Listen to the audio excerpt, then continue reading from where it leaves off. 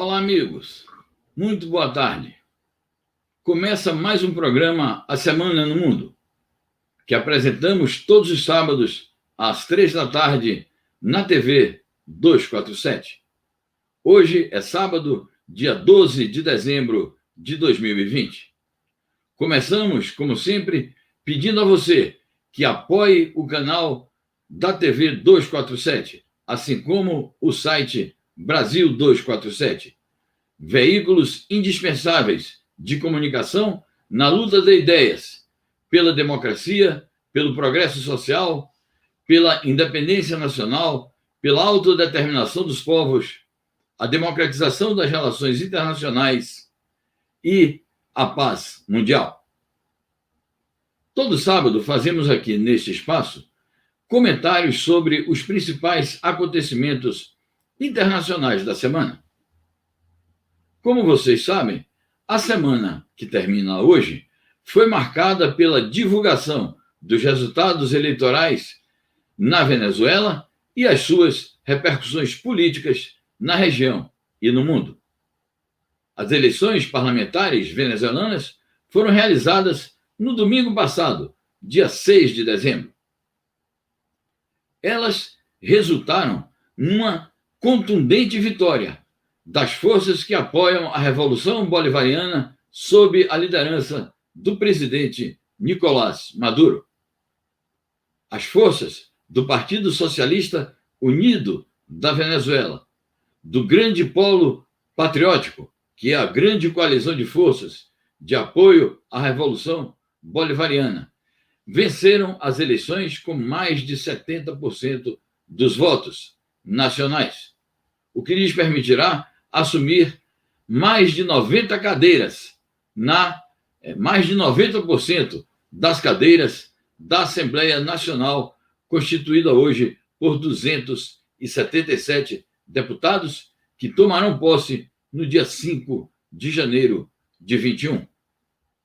Foi uma vitória realmente importante, porque durante todo o período pré-eleitoral houve um chamamento por parte das forças da extrema-direita local, do imperialismo estadunidense, da União Europeia, pela abstenção, pelo boicote às eleições.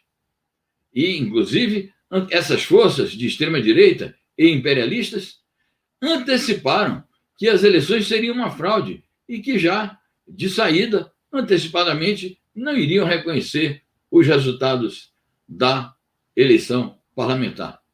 Mas o fato, meus amigos, é que a Venezuela, depois da eleição do dia 6 de dezembro, tem um novo parlamento. A Assembleia da República, a Assembleia Nacional da República Bolivariana da Venezuela, tem uma nova maioria.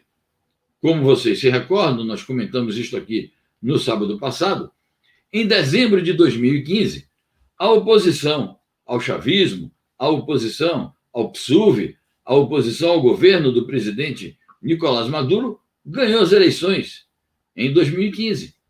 Formou maioria na Assembleia Nacional. Nomeou o presidente da Assembleia, que na época foi o deputado Ramos Alup. E o governo do presidente Nicolás Maduro, que é sempre chamado de uma ditadura, e os jornalões aqui no Brasil gostam de chamar o presidente de o ditador venezuelano, o governo venezuelano reconheceu a derrota em 2015. Aliás, foi a segunda derrota que o governo venezuelano revolucionário sofreu desde que o presidente Hugo Chávez ganhou a primeira eleição presidencial em 1998. Só que foram duas derrotas, contando com a eleição do último domingo, em 25 votações nacionais. Então, de 25 votações nacionais, de 25 eleições, contando aí eleições parlamentares, eleições municipais, eleições para governadores, eleições para presidente da República e referendos, a Revolução Bolivariana, de 25 destas, ganhou 23. E reconheceu a derrota em 2015, assim como tinha reconhecido quando perdeu a tentativa de modificar a Constituição feita pelo ex-presidente Chávez que foi derrotado no referendo. Então, para os venezuelanos, para o povo venezuelano, esta vitória, no dia 6 de dezembro último, é uma confirmação, digamos assim, de algo que se tornou habitual na Venezuela, que é a vitória das forças revolucionárias contra as forças de direita. Mas qual é a novidade? Qual é a peculiaridade que teve esta eleição da semana passada na Venezuela? A peculiaridade é que o Juan Guaidó, que se tornou depois do Ramos Alop o presidente da Assembleia Nacional, do Parlamento Nacional, quando o presidente Maduro foi eleito em 2018, maio de 2018, e depois tomou posse em janeiro de 2019, o Juan Guaidó disse que não reconhecia como legítima a eleição presidencial. E, portanto, ele, na qualidade de presidente da Assembleia Nacional, que não tinha direitos para tanto, mas supostamente na cabeça dele tinha, ele proclamou que o cargo de presidente da República Bolivariana da Venezuela estava vago. E que, segundo a interpretação que ele fazia da Constituição, estando vago o cargo de presidente da República, cabia ao presidente da Assembleia Nacional assumir as funções de presidente, como ele dizia, encarregado. Então, ele se autoproclamou presidente e se baseava num suposto argumento jurídico. E foi com base nisso que alguns países estrangeiros, de maneira completamente violadora das normas internacionais, da autodeterminação do povo venezuelano, da soberania nacional do país, reconheceram João Guaidó como chamado presidente encarregado da Venezuela. Então, a peculiaridade desta eleição é que, se o João Guaidó estava já desmascarado politicamente, porque ele não conseguiu respaldo popular na Venezuela, agora ele perdeu também o suposto argumento jurídico que ele invocava, porque ele não é mais sequer deputado, menos ainda presidente da Assembleia, e menos ainda presidente encarregado da República, que, na verdade, nunca foi. Então, ao vencer as eleições parlamentares, a Venezuela restaura a normalidade do funcionamento de sua Assembleia Nacional, do seu Parlamento Nacional, e, com isso, ganha mais força para aprovar projetos de interesse da maioria da população, sobretudo agora que o país está enfrentando uma pandemia e está enfrentando os problemas econômicos e sociais decorrentes do cruel bloqueio estadunidense, das sanções econômicas, financeiras e comerciais que impõe ao país e que lhe impede de acessar ao comércio internacional e adquirir mercadorias que são indispensáveis para a sobrevivência da população, inclusive medicamentos. Aliás, diga-se de passagem, as eleições foram feitas em meio a este contexto, a esta situação de um verdadeiro drama social provocado pelas sanções. Uma situação de incômodo social que prejudica até mesmo a mobilidade das pessoas. Então, foi nessa circunstância que as eleições foram realizadas, além do fato de que elas foram realizadas sob uma intensa pressão de potências imperialistas, que ficavam dizendo: se vocês votarem a favor do PSUV, votarem a favor do Maduro, nós vamos apertar ainda mais as sanções. O povo da Venezuela vai morrer de fome. Essa que foi a ameaça feita pelo imperialismo e pela extrema-direita. Eles acreditavam, então, que a campanha intensa que fizeram pelo boicote às eleições anularia o resultado, anularia os esforços que as forças progressistas fizeram para convocar o povo e conseguir que o povo votasse. O povo votou. O fato de que houve uma abstenção numerosa, no caso de países com voto facultativo, que é o caso da Venezuela, a média de abstenção é a que foi verificada na Venezuela no último domingo, em torno de 60% e 70%. Os Estados Unidos já realizaram eleições congressuais, foi o caso da eleição de 2014, com cerca de 30% também, um pouquinho mais, de comparecimento. É habitual nos países onde há voto facultativo, que o percentual de abstenção seja alto. Mas o que importa é que a parte do eleitorado que foi votar, porque evidentemente que se a oposição de extrema-direita participasse, é evidente que o seu eleitorado iria comparecer às urnas, iam ter aí como 15% dos votos, iam perder do mesmo jeito. Então, o que pesou para um certo índice de abstenção foi o boicote eleitoral, o fato de que o concorrente principal, a extrema-direita, decidiu pelo caminho da ilegalidade. Mas é preciso ressalvar que vários setores da direita, da centro-direita, participaram e elegeram deputados.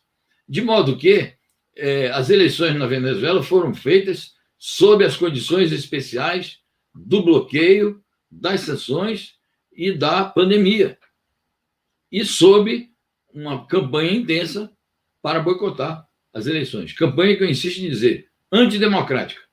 Essa oposição de extrema-direita não respeita a democracia, não respeita a vontade popular. Por isso mesmo que o João Guaidó está convocando para hoje o que ele chama de consulta popular. Imagina, ele vai organizar uma consulta popular, quem vai verificar isso? Quem vai atestar isso? Quem vai certificar pela autenticidade disso? Em que ele faz 3 pedidos para a população responder. Ele pede para anular as eleições do dia 6 de dezembro, pede para revogar o mandato do presidente Nicolás Maduro e pede o que ele chama de ajuda internacional.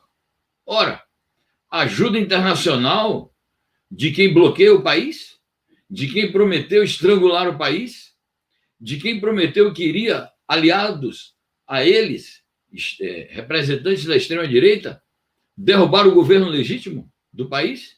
Então, quando o João Guaidó fala que vai pedir ajuda internacional, o que ele está pedindo é intervenção internacional.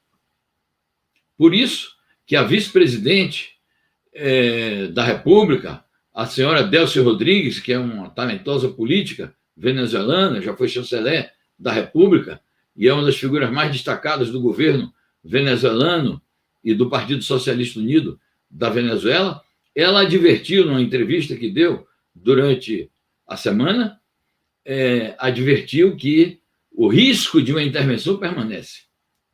E que enquanto o Trump estiver aí, inclusive nesses momentos de desespero em que ele não aceita que foi derrotado nas eleições presidenciais de 3 de novembro, nos Estados Unidos, ele pode aprontar alguma. Ele pode querer, no final do seu mandato, até para criar problemas para o seu sucessor, até para tumultuar o início do mandato do Joe Biden, ele pode querer criar uma situação de fato na Venezuela. Então, a vice-presidente, Delcy Rodrigues, anuncia, nós estamos vigilantes, nós não descansaremos. Então, uma das repercussões políticas do resultado eleitoral da Venezuela, que foi um triunfo das forças revolucionárias, um dos resultados é este, é que as forças que se opõem à Revolução Bolivariana, internas, a extrema-direita liderada por João Guaidó, e as forças externas, imperialismo estadunidense, governo Trump, OEA, Organização dos Estados Americanos, que é o Ministério das Colônias dos Estados Unidos, como na feliz expressão de um líder cubano. Além da OEA, esse famigerado Grupo de Lima, que é um grupo multilateral diplomático fake, porque não existe multilateralismo e democracia na base de ameaças de agressão, na base de ameaças de golpe, na base de ameaças de intervenção, que é o que o Grupo de Lima faz desde que foi criado, para supostamente resolver a chamada questão venezuelana. Então, extrema-direita, governo Trump, governos retrógrados da União Europeia, Organização dos Estados Americanos, OEA, e Grupo de Lima, não querem reconhecer o governo, o resultado eleitoral agora, do dia 6. Como disseram que não reconhecem a eleição do presidente Maduro em 18. E entre esses que não reconhecem está o governo do Jair Bolsonaro, governo de extrema-direita, governo que quer que o nosso país jogue o papel indigno de interventor nos assuntos internos da Venezuela em nome do imperialismo estadunidense. E quer, inclusive, envolver as Forças Armadas brasileiras. E há generais do Exército Brasileiro que se dispõem a fazer esse jogo.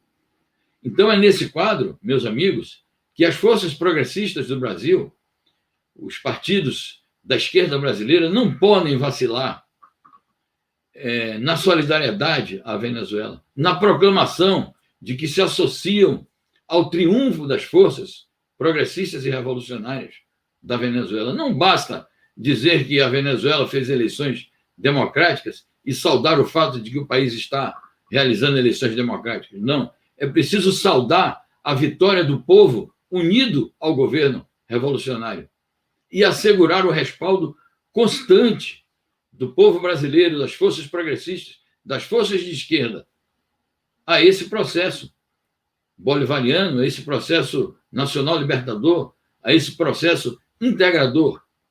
Processo esse que, ao lado dos governos progressistas, aqui de Lula e da Dilma, e também de outros governos progressistas latino-americanos, a começar por Cuba, mas não só, na época o governo do Rafael Correa, o governo na época também do Evo Morales, o governo do Nestor Kirchner, da sua esposa, Cristina Kirchner, o governo da Frente Ampla do Uruguai, cujo um dos líderes faleceu no último domingo, e nós o homenageamos. Então, o processo revolucionário bolivariano, ao lado desses governos todos, nomeadamente Cuba, socialista, o governo bolivariano foi protagonista desse processo que resultou na criação da CELAC, a Comunidade dos Estados Latino-Americanos e Caribenhos, e que jogou um papel importantíssimo na luta por uma nova configuração da ordem mundial, a ponto de ter feito parcerias importantes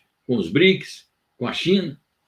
Por isso que a mão das forças de esquerda brasileira não pode tremer na hora de segurar a bandeira da solidariedade. E eu aqui quero ressaltar a nota que foi apresentada pelo SEBRAPAZ, o Centro Brasileiro de Solidariedade aos Povos e Luta pela Paz, em solidariedade indeclinável ao povo venezuelano e ao seu governo. E a celebração que fez do triunfo eleitoral das forças que respaldam a Revolução Bolivariana como um nosso triunfo, um triunfo também do povo brasileiro. Então, esse comentário eu queria fazer para deixar consignada uma posição clara sobre o tema das eleições na Venezuela. Mas, meus amigos, vamos seguir em frente. Eu queria comentar aqui, vou compartilhar com vocês aqui uma notícia muitíssimo importante sobre a nossa querida Cuba. Durante os últimos dias, o diplomata cubano, cônsul-geral de Cuba em São Paulo, escreveu um importante artigo e que foi publicado no site Brasil 247 na última sexta-feira, ontem, sobre um processo, uma tentativa de desestabilização que os Estados Unidos estão promovendo em relação a este país. Então, diz o nosso querido amigo Pedro Monzon, cônsul-geral da República de Cuba em São Paulo, diplomata cubano, pede que os Estados Unidos parem os ataques contra o seu país.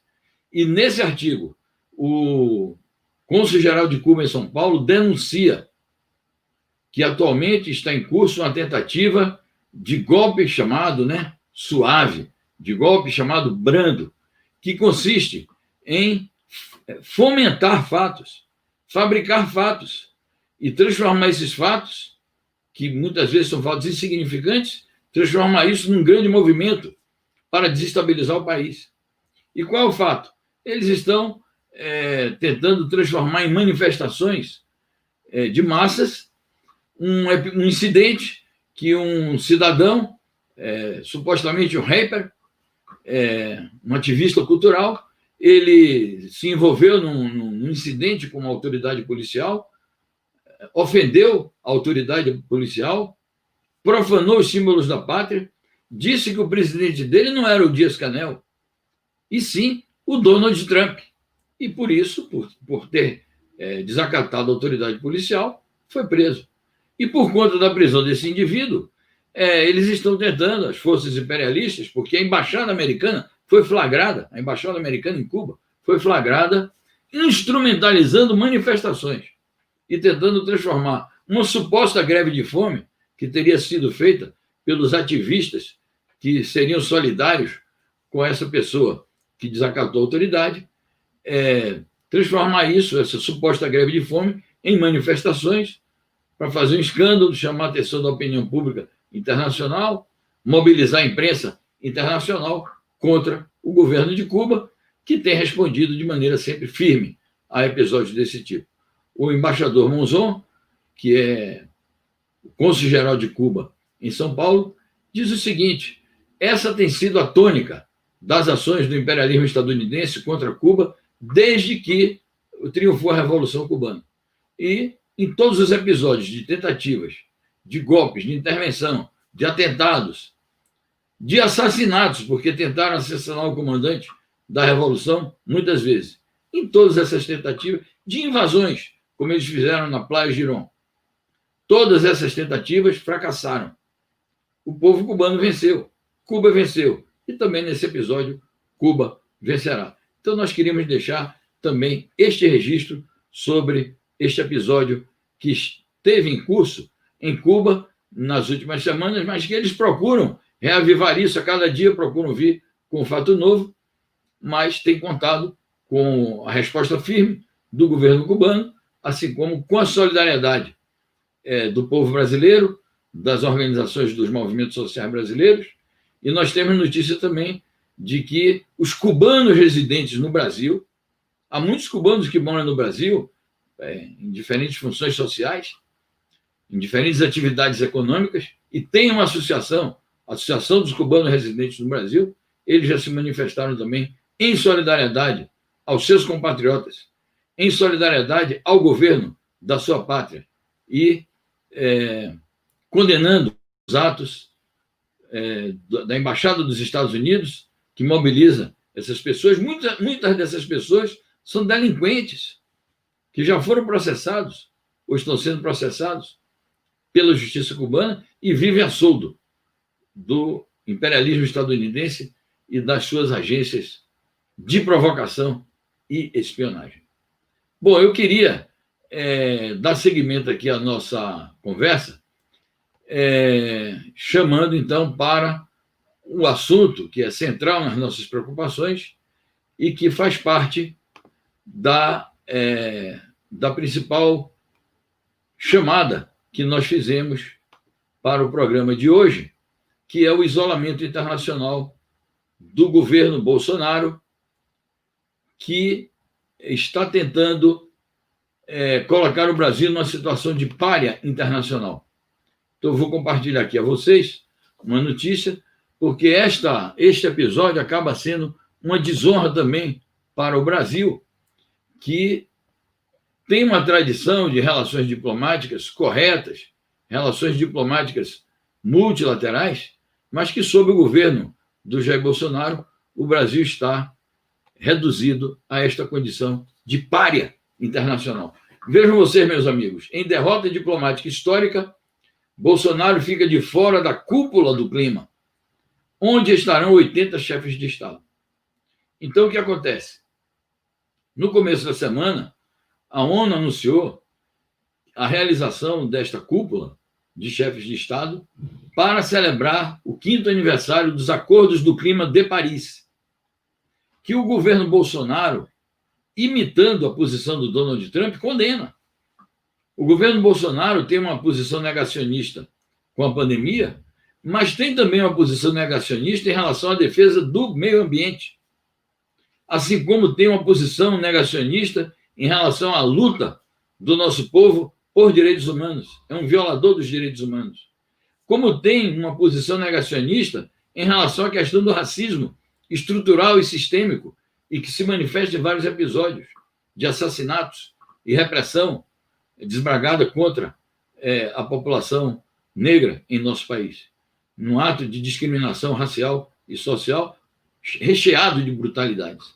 Então, A ONU avisou o seguinte: nós só vamos convidar os chefes de Estado que tiverem serviço para mostrar na questão ambiental, que tiverem feito coisas na questão ambiental, que tiverem propostas, e mais do que isso, que tiverem compromissos a anunciar e assumir em face da futura conferência mundial do meio ambiente que a ONU pretende organizar a partir do ano de 2021. Ora, Bolsonaro é desleixado em relação ao meio ambiente, não cuida do meio ambiente. Bolsonaro é contra os acordos de Paris, imitando Trump. Bolsonaro é contra a ONU. Essa semana ele foi admoestado pela alta comissária dos direitos humanos da ONU, a ex-presidente chilena, senhora Michelle Bachelet.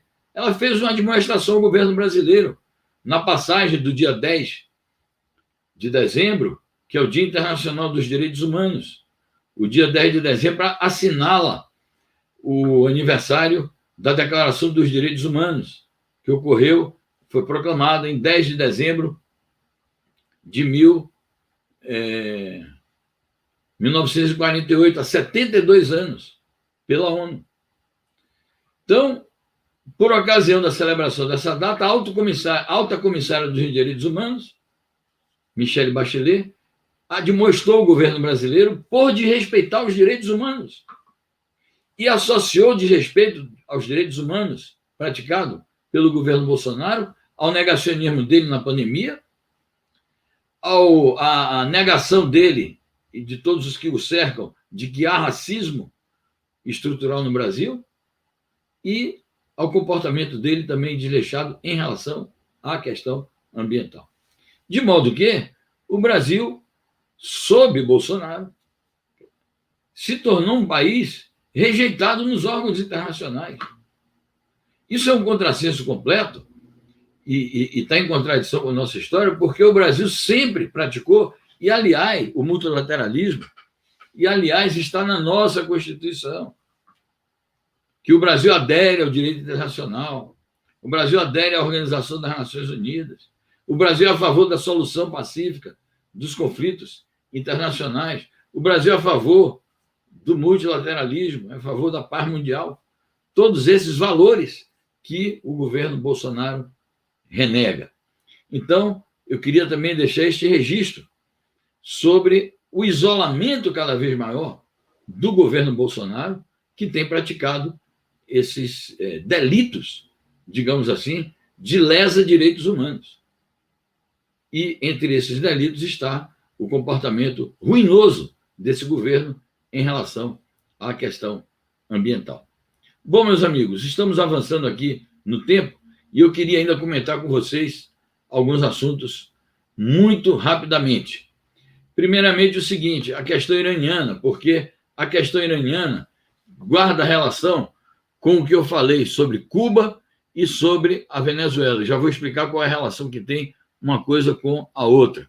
Estou aqui localizando a notícia, está aqui. Vou compartilhar aqui na tela com vocês. Isso aconteceu da noite de quinta para sexta-feira e se trata do seguinte: os Estados Unidos mandaram seus bombardeiros sobrevoarem o Oriente Médio em meio a tensões com o Irã.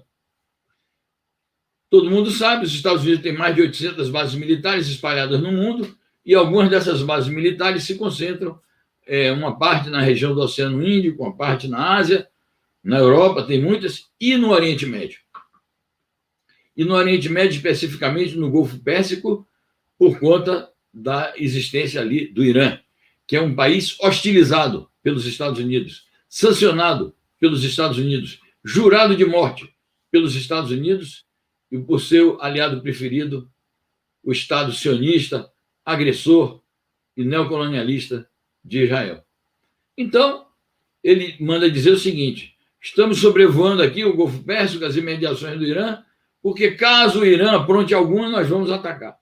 Ora, o Irã está ali lutando para que os Estados Unidos voltem ao acordo nuclear que foi assinado por Obama e pelos demais países do Conselho de Segurança da ONU, mais a Alemanha e mais o Irã. Um acordo nuclear multilateral que favorecia o equilíbrio do mundo, favorecia o Irã, porque levantava as sanções, mas favorecia o mundo. E o Trump unilateralmente se retirou desse acordo. Então, todo o empenho diplomático atual do Irã é a restauração desse acordo. Quando o Biden foi eleito, o Irã fez um gesto, disse: nós estamos prontos para conversar, estamos prontos para voltar a progredir nas ações que põem em prática este acordo, caso os Estados Unidos se disponham a retornar ao acordo nuclear. Qual é a relação, então, que eu quero estabelecer entre o que eu já falei sobre Cuba, Venezuela e agora esse episódio com o Irã? É que nos círculos internacionais tem corrido notícias de que até a transmissão de governo, até a posse do Joe Biden, que se realizará no dia 20 de janeiro de 2021, claro que o Joe Biden não abriu ainda o jogo, não deixou claro qual vai ser a sua política externa sobre Cuba, sobre o Irã, sobre a Venezuela, sobre a China. Então, o Trump, para criar problemas de relacionamento do Joe Biden com a comunidade internacional e para criar fatos que poderiam trazer danos irreversíveis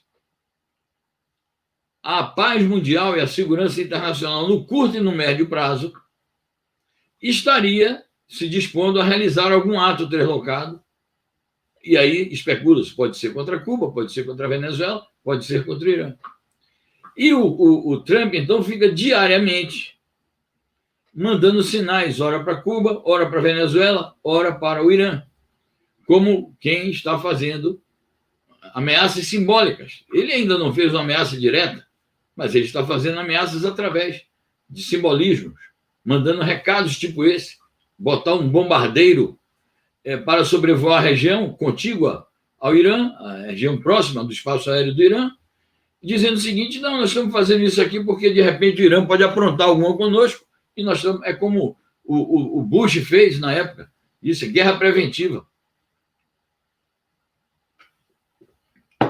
Então, eu coloco essa questão do Irã, associando-a aos temas da tentativa de subversão do imperialismo em Cuba e da tentativa de desestabilização da Venezuela a partir do não reconhecimento do resultado eleitoral e a partir da provocação que o seu agente Guaidó está fazendo neste sábado. Apresento isso como, tipo assim, vamos ficar atentos para essa situação, porque pode carecer não só da nossa opinião, quando eu falo nossa, sim, de toda uma coletividade que compõe os movimentos de solidariedade internacional. Então, pode exigir não só a nossa opinião, mas também ações concretas de solidariedade em relação a esses países que sejam eventualmente fustigados ou atacados pelo imperialismo estadunidense. Bom, meus amigos, eu vou encerrar fazendo aqui um último comentário sobre um último fato que eu considero de relevância, até porque é um tema que a mídia internacional e a mídia brasileira tratam muito pouco, que é o problema do Saara, dessa vez relacionado aqui com as relações diplomáticas entre o Marrocos, o Reino do Marrocos e o Estado sionista de Israel. Aqui se trata do seguinte, amigos. Deixa eu procurar aqui a notícia para compartilhar ela direitinho com vocês.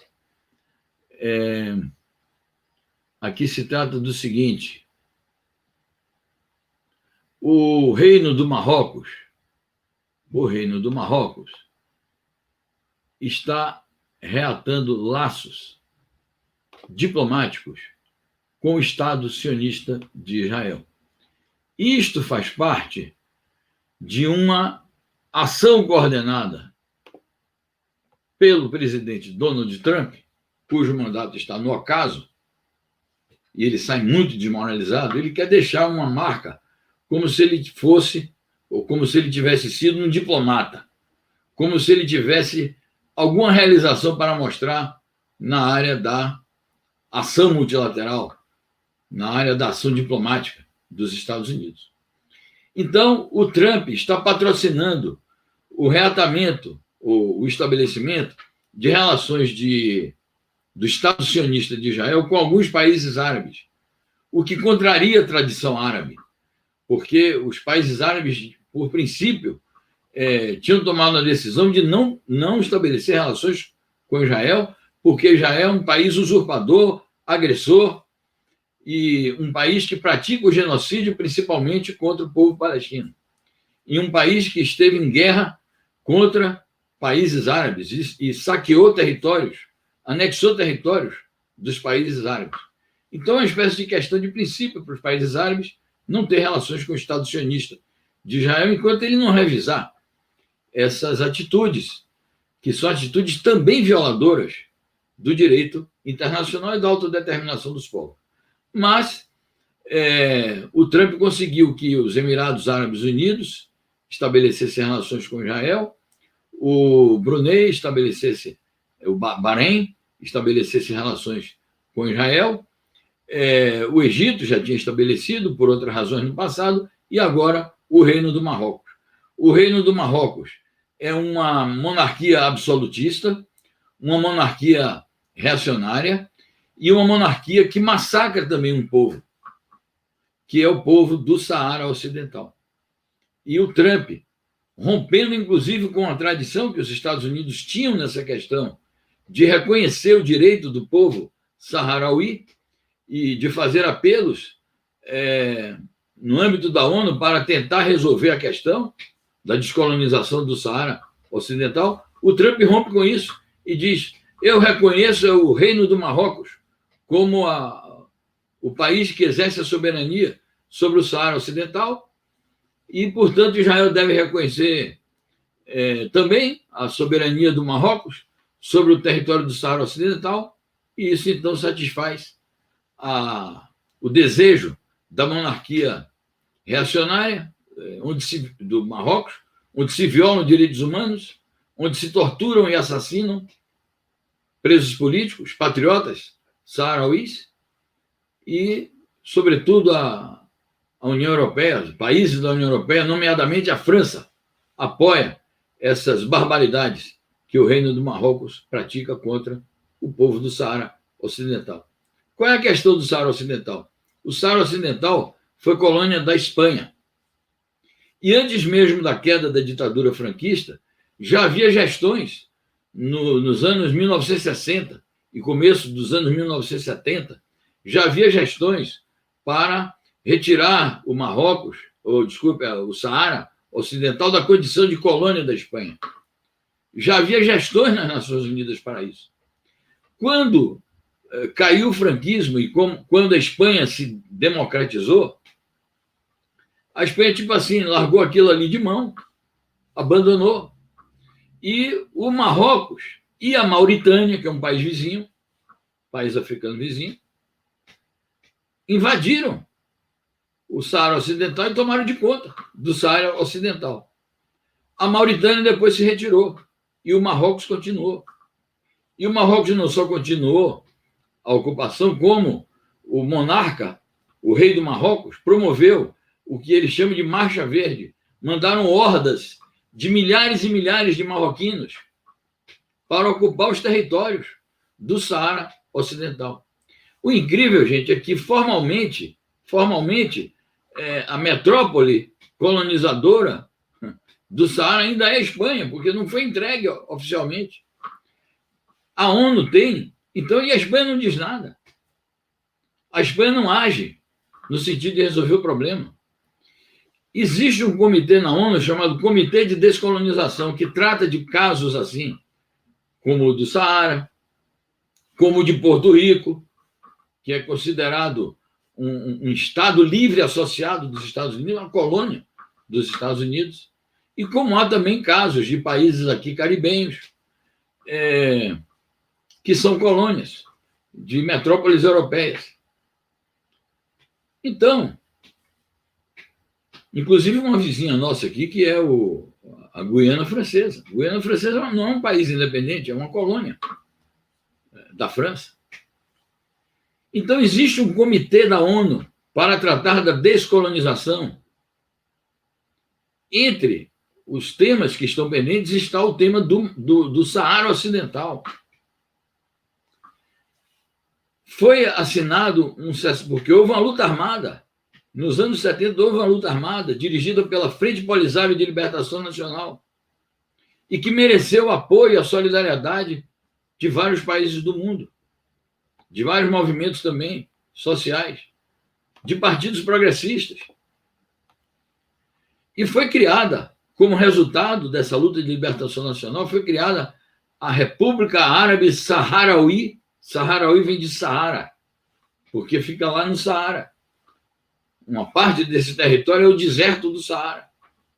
República Árabe Saharaui Democrática, que tem relações diplomáticas, é reconhecida por 80 países do mundo, mas ainda precisa do reconhecimento oficial da ONU. Para isso, a ONU precisa concluir o processo de descolonização. Para fazê-lo, há mais de 40 anos, há cerca de 40 anos, assinou-se um tratado de paz, um cessar-fogo, entre as forças da República Árabe Saharaui Democrática e do Marrocos e da ONU, e convencionou-se a convocação, decidiu-se sobre a convocação de um referendo para que a população do Saara se pronuncie sobre a sua autonomia nacional, sobre a sua autodeterminação nacional. Parte dessa população vive em acampamentos no território da Argélia, numa região chamada Tindouf, que foi o governo da Argélia que cedeu. São equipamentos imensos, com centenas e centenas de milhares de pessoas, onde as pessoas vivem, trabalham, estudam, mas vivem em condições precárias, dependentes da ajuda internacional e da solução do problema pela ONU. E é um problema humanitário, além de ser um problema político e diplomático. E, recentemente, as forças militares do Reino do Marrocos violaram o cessar-fogo e atacaram as forças da Frente Polisário, as forças da República Árabe Saharaui Democrática. Então, eu aproveito esse comentário que fiz sobre o reatamento das relações diplomáticas, sobre o estabelecimento de relações diplomáticas entre o Reino do Marrocos e o Estado sionista e agressor de Israel, sob o patrocínio do imperialismo estadunidense liderado por Donald Trump, para chamar a atenção do problema Saharaui e apelar à solidariedade internacional, e que no Brasil tem sido ativa em relação à causa do povo saharaui. Aqui existe uma representação, embora não tenha o status de representação diplomática, mas existe um escritório de representação dos saharauis no Brasil. Então, chamar a atenção para esse tema e manifestar solidariedade com esse povo, que é um povo sofrido e um povo oprimido pelos colonizadores, pelos agressores, pelos ocupantes marroquinos, e que agora contam com a proteção do Estado sionista de Israel e do imperialismo estadunidense. Então, meus amigos, hoje até passamos um pouquinho de tempo, agradecemos muitíssimo o compartilhamento com vocês, o acompanhamento de vocês, contamos sempre com a sua presença, e quero lembrar que diariamente nós participamos do programa Bom Dia 247, às 7 da manhã. A abertura do programa é sempre um breve espaço para comentários internacionais, onde estamos lá. Nas quartas-feiras temos o programa, quartas-feiras, 10 da manhã, o programa O Mundo Como Ele É, que compartilhamos com o professor Legênio Miran. E aos sábados, vamos voltar aqui no próximo sábado, de novo, para esse programa Semana no Mundo, em que atualizamos o noticiário, fazemos uma síntese dos acontecimentos, damos uma opinião, apresentamos reflexões e convocamos o nosso público, sempre participativo, a interagir conosco, a enviar suas informações também, seus comentários, suas opiniões, suas propostas e sugestões, que são sempre muito bem-vindos, e isto nos ajuda a, inclusive, elaborar a nossa pauta e formar o conjunto das nossas informações e análises que trazemos aqui semanalmente. De novo pedimos, participe da Frente Brasil 247. Seja um apoiador do site Brasil 247 e da TV 247. Com isso, você estará ajudando a veículos de comunicação inteiramente comprometidos com a democracia em nosso país e com a paz mundial e com a autodeterminação dos povos no plano internacional. Quero dizer que no período das festas de Natal e Ano Novo, seguiremos aqui. Não vamos fazer um recesso dos nossos programas. Os nossos programas de TV sobre a temática internacional permanecerão. Então, meus amigos, muitíssimo obrigado e até os nossos próximos encontros. Bom dia 247, o mundo como ele é e a semana no mundo. Bom fim de semana e um abraço a todos.